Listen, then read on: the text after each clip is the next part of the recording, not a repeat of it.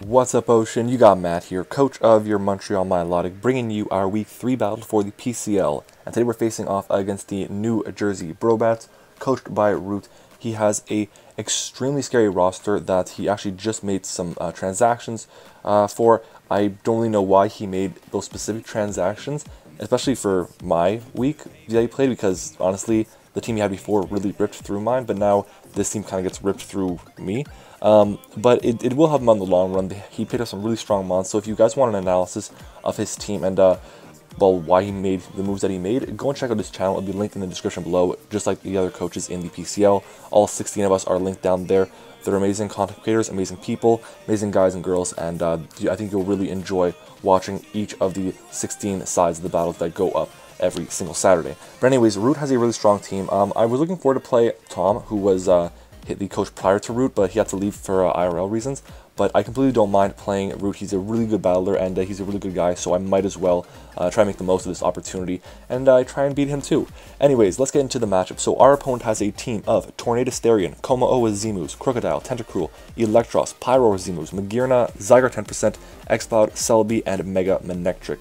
We have Tabu Koko, Halucha, Nidoqueen, Snorlax, Alolan Persian, Gourgeist, Victini, Skarmory, Manaphy with Zimus, Alolan Raichu with Zimus, and Mega Altaria. Now, the one thing I noticed about this matchup was that if I can get Mega Altaria to +2, it was game over. All I needed to do was run Roost, Dragon Dance, Return or Frustration, and Earthquake. So that's pretty much what I did, and I built my team around that. So I'll get started. Now, the team we have, to start off, we have Blue our Mega Altaria here with an Impish Nature and 92 in defense and 236 in HP with 180 in speed. What that does is it allows us to not have, will never be 2 KO'd by Crocodile, well, yeah, by Scarf Crocodile's Earthquake, or by Banded Zygar 10% 1000 Arrows. So basically, if we get the +2 speed, we also outspeed max speed Mega Manectric. +1, we don't outspeed it, and that's something to note because it still does a decent chunk of damage to us with Hidden Power Ice because I'm not very specially defensive this week, and Mega Man is still really strong. Next up, though, we have World Star or Tapu Koko here with Shuckaberry, 60 HP, 4 defense, 252 special attack, 4 special defense, and 188 speed. This speed is to outspeed Tornadosterian. We have T-Bolt, Dazzling Gleam, U-Turn, and Roost. Basically, it's just meant to be a pivot. It's meant to take hits, not take hits. It's meant to dish out damage to his ground types, because those ground types, Crook and Zygarde, really punish me, especially if I do lose my my Mega Altaria, and I really don't have the greatest answers to ground types in the world, especially right now. So, yeah. Next up, though, we have AJ our Victini here with the Assault Vest this week, U-Turn, Blue Flare, T-Bolt, and Dazzling Gleam. We are very, very specially offensive with 252 in special attack and 196 in speed and Timid Nature, and only 60 in HP. I should have probably invested more HP than that because this is my primary answer to Magirna, and yeah, that's just on me. But he didn't bring Magirna, as you can see. But so this is going to be basically checking the Manectric, the Xcloud, and the Pyroar if my Nidoqueen goes down. And speaking of Nidoqueen, we'll get into that now. We have our Nidoqueen here, which is Aya Papa Berry this week with Sheer Force. We have 12 HP, 4 defense, 148 special attack, 132 special defense, and 212 speed. We also have Taunt, Ice Beam, Earth Power, and Sludge Wave. The specific special attack EVs was very important for something. I can't remember exactly for what, but I know the speed is for Tentacruel with 12 EVs in speed, just in case he wants to run a teeny bit of speed on that. And we have Taunt, which is there to shut down Magirna if it's Shift Gear or Calm Mind. That's just in case it's either Air Balloon or Shuckaberry. Because if it's Air Balloon and it goes, that means I can't touch it with Earth Power, so I need to use Ice Beam first. If it's Shuckaberry, I need to burn two Earth Powers on it.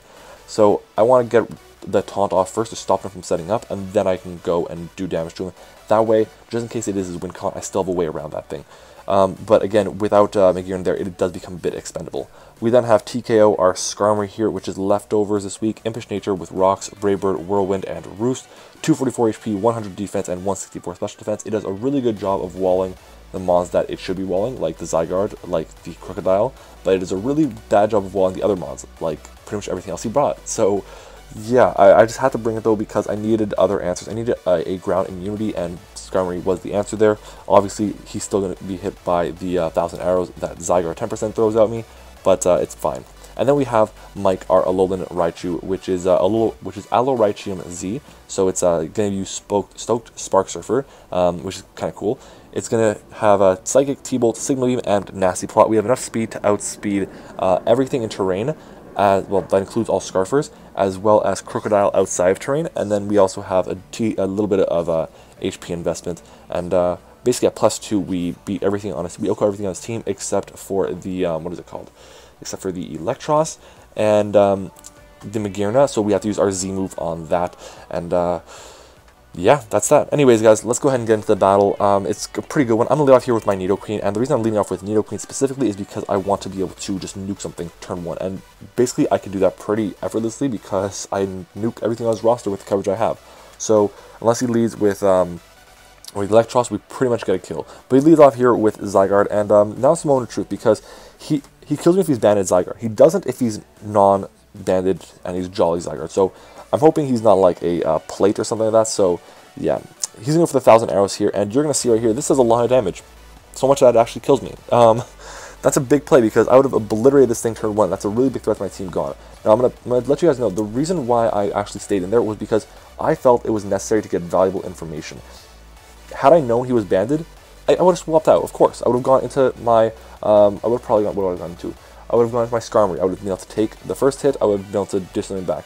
But, like, the reason I had to swap or stay in is because I needed the information. If I know he's not banded, okay, that's really helpful. Maybe he's Scarf. Maybe I need to get maybe I need to get 3 Dragonets to outspeed this thing. Maybe he's, I don't know, maybe he's a subset. Maybe he's got, like, I don't know, maybe he's going to switch out, whatever it was. So I had to get the information here, and I do get very valuable information. He is Life Orb, and he is also Jolly. So I need to be able to keep playing through this and figure out exactly what I need to do to move forward. And at this point, I think, okay, I'm going to bring in my Tapu Koko here. I'll be able to KO with the Dazzling Gleam, especially after the second hit of Life Orb. So hopefully he decides to switch out, and because of that, I go for the U-turn here. So I'm going to go for that U-turn as he does end up switching out, so we do get the prediction right, and he's going to go into his Electros, and this is going to do a small chunk of damage. I don't have any attack investment. I'm actually a minus attack nature, and that is still a small chunk of damage, which I will take. And I'm not going to be able to go into Mike here, and this is probably the big mistake that I made. I should have gone for the Psychic here and just gone for damage, gone for chip, but I didn't. I went for the Nasty Plot instead. I thought I could take a U-turn better than what I will, and he's going to go for the U-turn here, and this is a pretty big misplay that's going to basically cost me a Pokemon. So he goes to the U-turn here, and this is going to do a decent chunk of damage to me, and you're going to see this actually does so much more than I expected. It's just a regular Electros. It's just Raichu has like 60 defense. I didn't even, like, I have this mod on my roster, I don't even know how to use it properly. God. I'm sorry, Mike. I apologize for using such a weird Raichu set, I guess. Or not using my Raichu properly, rather. But he's going to go for the extreme speed here. I predicted, and I go into my Skarmory. And he does go for the extreme speed. That's a very big play because, well, because of that, we can actually just trip him down even more with the Life Orb. And I do get back some leftover recovery. And at this point, I'm going to go for the Stealth Rock here. And he's going to switch out and go hard into his Crikey, which is going to be his Crocodile. And now Crocodile, obviously, it has Intimidate. This shows me he might not be Scarfed, because usually you want to Scarf Moxie just to keep allowing that damage boost to gain over time. But I do get my rocks up here, and at this point I get back up to full HP. And I am fearing the knockoff here, but I don't think I need my leftovers that much this game. So, but I'm going to switch out and I go straight into my Altaria, because my dedicated answer to this thing is Altaria. And I was really worried about him going for the Iron Tail or the Toxic, but it doesn't look like he has that. So I'm just going to go for the Mega Evolution and click the Dragon Dance. Now, the second I clicked that button, the second I clicked Go, I clicked Mega Evolve and I clicked Dragon Dance, I was like, what if he has Roar? Because this is a pretty free setup opportunity for me. So, like, I could see him having Roar, but does he? I doubt it. But I outspeed him there. I'm like, okay, unless he's running 0 investment, I shouldn't outspeed him. And we get our Dragon Dance off. But no, you're going to see right here, look at that. He has Roar. So great prep on Root's part. That honestly saved him there, because I would have been able to set up for free all of that thing. Even if he had Toxic, I got another Dragon Dance up and it was game over, 100%. I would have lived the turns of Toxic, and then I could be able to just sweep through this entire team, and maybe he'll have like 1 or 2 mods left over, but yeah. Anyways, he's going to go for the knockoff here, as I just go for the Brave Bird, and I just want to get a bit of damage in on him, and he sent me into the Skarmory, which is pretty good to be sent into in a situation like this, because I can't be hit by the Earthquake, and we do a decent chunk of damage to him, making so that if he is Roselli Berry, which at this point he might be, we can actually KO him through that with our Altaria. But he goes into Suck here, which is his Electros, and I'm just going to go for the Roost and get back up to pretty much full HP, and I believe here I go for the Whirlwind. I could be wrong, but I think I go for a Whirlwind. We'll see together. But I know this turn he tries to make an over prediction and think I'm going to switch out, but I actually decide to stay in. I predicted the U-turn, but he goes for the Toxic instead. And yeah, I go for the Whirlwind. And the reason I'm doing this is because I want to start chipping down his team. And if I can do that more and more and more, it's going to really help Altaria get to where it wants to get to, I guess. So in comes the Crocodile. Obviously Intimidate comes out, meaning our Brave Bird is going to do a bit less than that. I mean, doing 45% with Brave Bird is pretty good, but he's going to switch out now, and I believe he goes back into Suck, which is his Electros, and I'm going to go for another Whirlwind, right? Do I go for another Whirlwind? I do go for another Whirlwind, and this is why Skarmory is such an annoying mon, because if for some reason I didn't send him into, I'm going to pause it, for some reason I didn't send him into either the Crocodile or the Zygarde, then it was a problem for me, but because I got lucky and sent him into both of those, then it helps out. But I will take into account the fact that I was lucky this week with the Whirlwinds, because week 1 I was pretty unlucky with the one Whirlwind I went for. But anyways, in comes Zygarde here, and Zygarde is a bit of a problem. I could go for the Whirlwind here, or I can go for the Brave Bird. And the reason I'm here, you're going to see, I'm going to go for the Brave Bird, I believe, is because I need to get damage off on this thing. You see how little that first 1,000 arrows did. I can still live a second 1,000 arrows as long as I'm still my flying typing, which I no longer have. So Brave Bird comes out. Brave Bird is going to do a pretty large chunk of damage to him. Keep in mind this is -1, so I will take that. This means he's just closer to dying to Life Orb recoil, and at this point I'm going to switch out and go into my Raichu and just sack it off. Obviously he has Rocks up. We're going to live the hits from Rocks. Rocks are going to be a big problem for us this game, but it's not as much of an issue as you would think, and Zygarde 10% will claim its second kill of the match. So this Zygarde is such a huge problem for me, but it's okay because I can now go freely into my Altaria, I believe, and I can start setting up on this thing. Now he obviously has very little HP left. I believe he only has 2 or 3 hits of Life Orb left, and I can set up all this thing. Remember, I told you guys, I live 2 banded 1,000 arrows from a Zygarde 10%, and here to see here, I'll get to that in a second. So I'm setting up here because I know I can live 2 banded 1,000 arrows from a Zygarde 10%. If he has Life Orb, I took Rocks, I can still live 2 hits. That's just the beauty of calcing for banded instead of Life Orb sometimes, because sometimes you have to be safe and make sure, and I'm really happy because had I not had the investment in defense I did, if he had gone for 2,000 arrows, then I probably would have lost the game because my win con would have been gone, and I am really relying on this one win con. Anyways, that to me was a misplay though right there, going into the Altaria. I should have gone into my Tapu Koko and clicked Dazzling Gleam. That was my play, but I was kind of worried about taking chip damage from the Extreme Speed, which to me is a fair play, but yeah, I need to be very, very careful playing around the rest of his roster. So he's going to go for the Dragon Dance here, predicting my Dragon Dance. That's a very, very good play. So he's going to outspeed me now, and he's going to also force me to go for the return. And what this does is it basically stops me from setting up. So that's extremely smart of Root. It's just a really good play. And now he outspeeds me, and he also has increased attack. So now he might KO me, he thinks. If I have no investment in my defense or my HP, then he thinks, yeah, I probably KO him right here.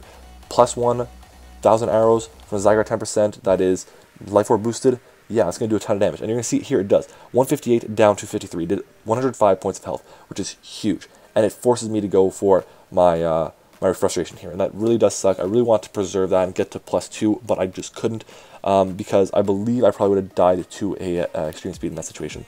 But in comes Crocodile here, and this thing is a bit of a problem to me. I'm basically just going to go for Roost here. Now he gets the Intimidate off, and he brings me down to... no, I go for the Return Frustration here. I want to go for a Roost here and get back some HP, but I can't because I'm worried about him going for Roar and not having...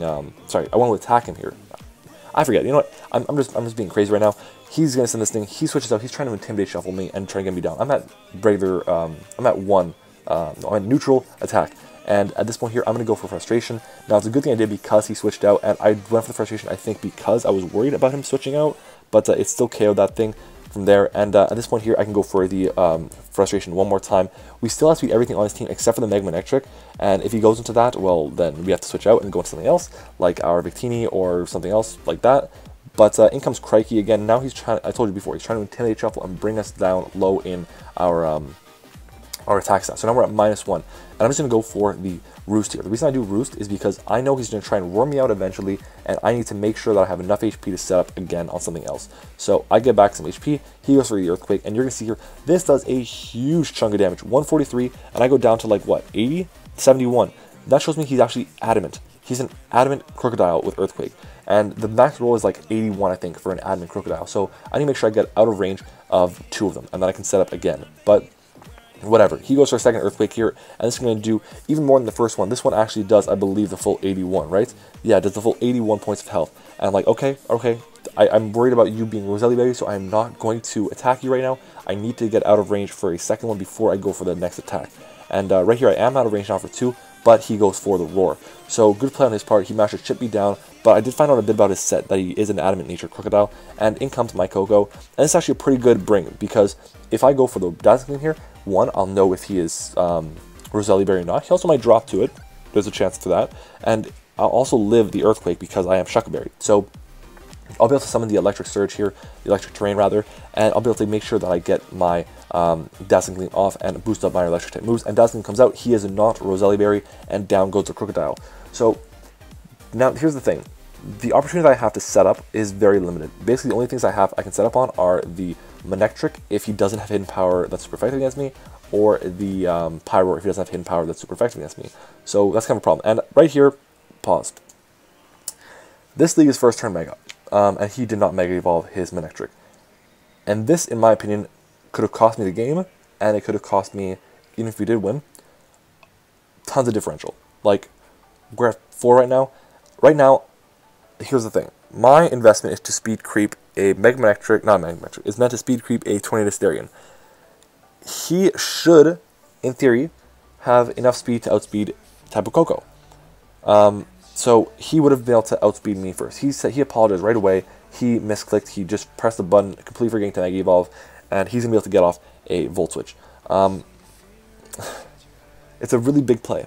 It's a really big play because now I have to go into something else and basically sack something off. Like, the whole point was I want Koko to take this hit and then go into something and whatever is appropriate. I believe he only has his X-Cloud and his Pyroar left as well as this. So if he went X-Cloud, then okay, I go into my Victini and I obliterate that thing.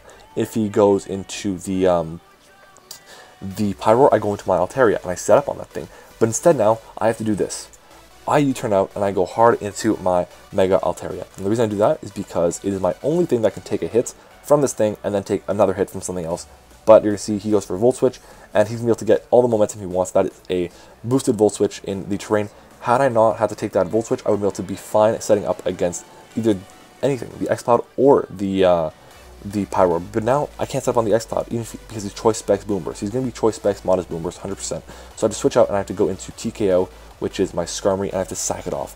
I don't want to do that. I did not want to have to do that, but I was in a bad situation there. Yes, I could have sacked off my Skarmory to the what is it called?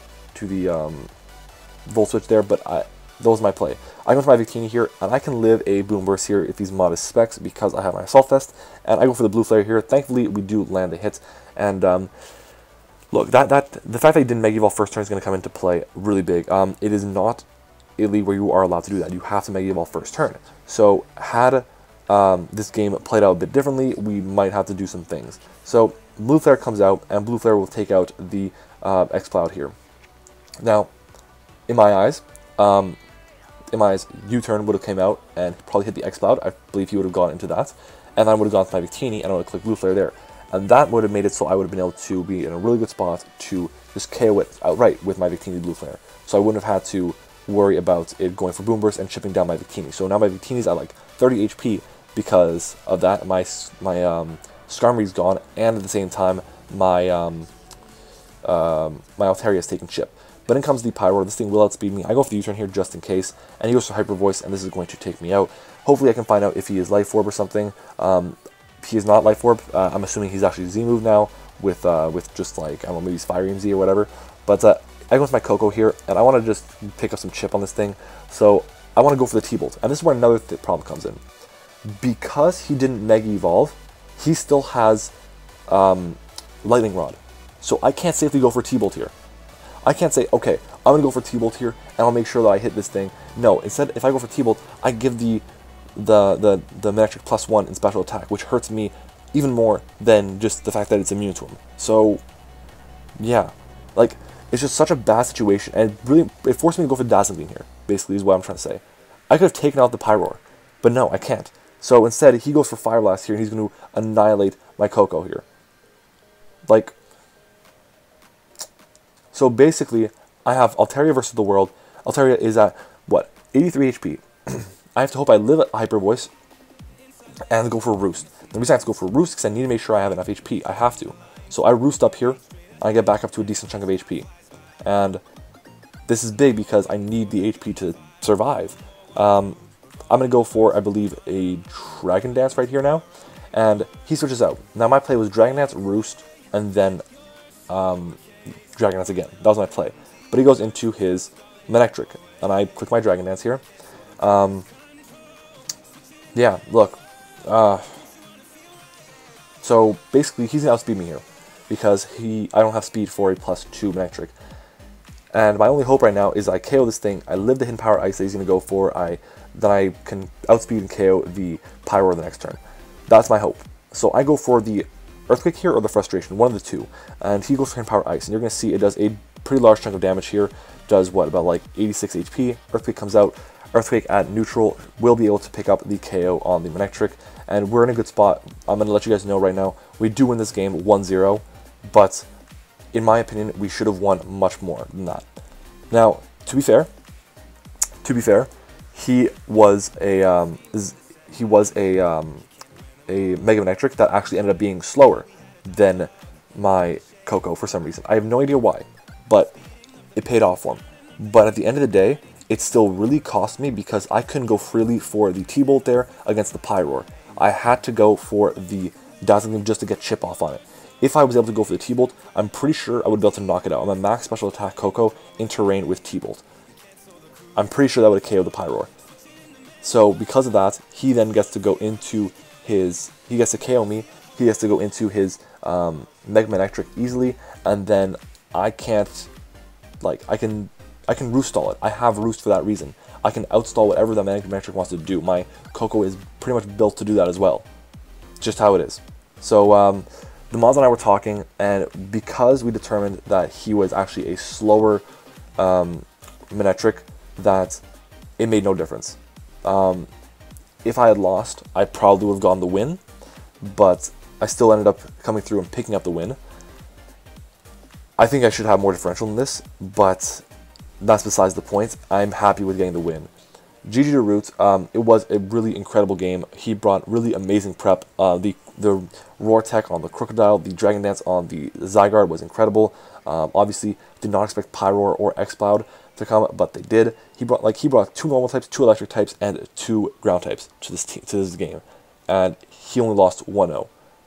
So good for him. He did really good. It was a really good battle, and honestly, it really shows a lot of skill that he has. So if you guys want to watch a player who really knows what they're doing as well as me, then well, not, you know what I mean. If you want to watch a player who is really good and you also want to watch me, I really suggest watching Root. That's what I want to say.